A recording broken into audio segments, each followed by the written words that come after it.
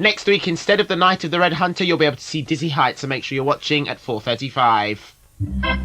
This is Spam Ulalux, your reverse rules master, saying join me and Skinette playing our backwards game show Parallel Playback on Parallel 9, Children's BBC, Saturday at 9. Snip, snip, snip, snip, snip, snip, snip, snip, snip, Dizzy Heights. Snip, snip, snip, snip, snip, Record Breakers. Snip, snip, Newsround, Krishnan and Murthy.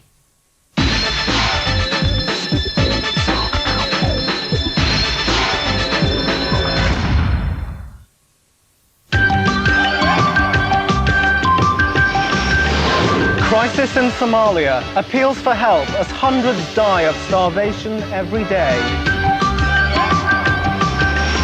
And the world in reverse. Find out why these objects aren't quite what they seem.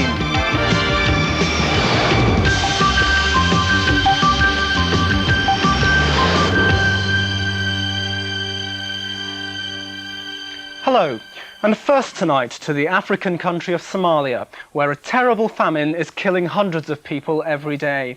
The European community is being urged to double the amount of food aid being sent there. The Irish government is making the demand. Their Foreign Minister, Davis Andrews, has just returned from a 3-day visit to the area. 1 in 3 people in Somalia is thought to be on the verge of starvation. Experts say the disaster may soon be as devastating as neighbouring Ethiopia's famine 8 years ago. Newsround's Paul Welsh reports. In the town of Moody in the Somali countryside, children beg by the roadside for food from passing lorries. They're on their own in their search. They watched their parents starve to death weeks ago. 1,000 people live in this town.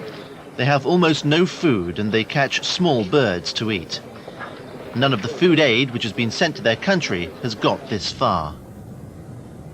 Somalia is a country at war with itself. 4 armies are fighting for control of the country. Aid convoys which try to get to the people in need in the countryside are ambushed and robbed on the way. In Baidoa, the soldiers killed the few animals the people had. 30 children and hundreds of adults are being buried every day.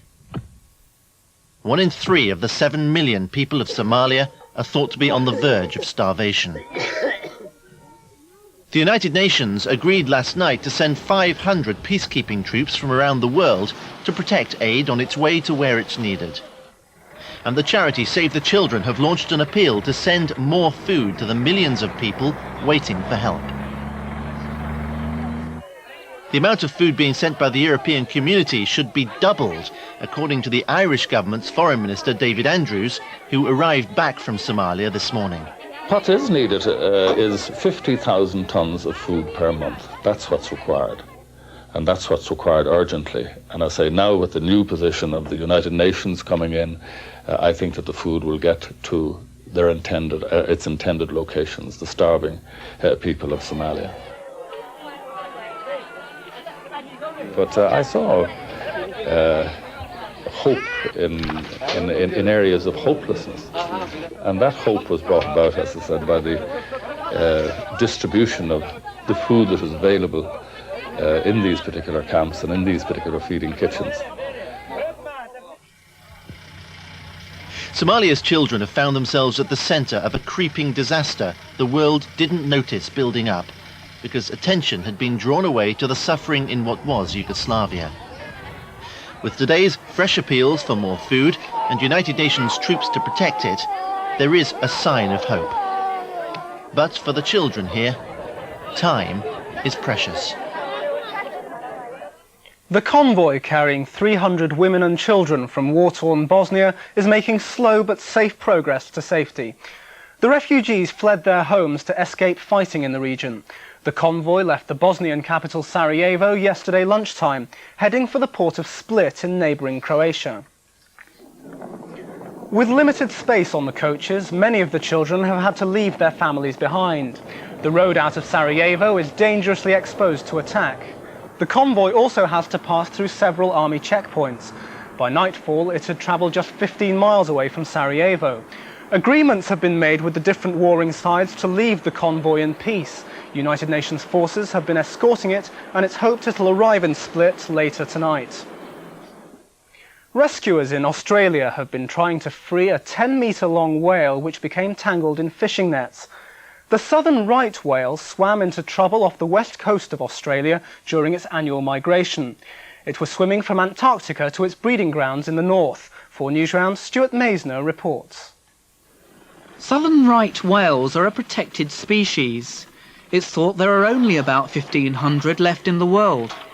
This unlucky one swam into crab fishermen's nets when it came close to the shoreline. It's thought the whale first became entangled yesterday morning.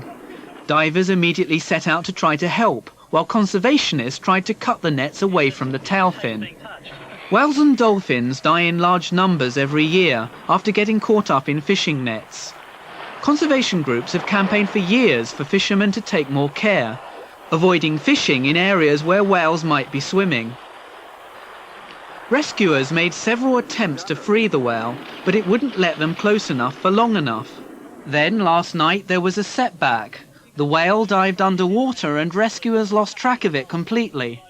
It's thought unlikely it will be able to free itself without further help. And finally, for 1 in 10 people, it's a very special day. A day when, for once, they can turn the world the right way round to suit themselves. For Newsround, Nick Gardner reports.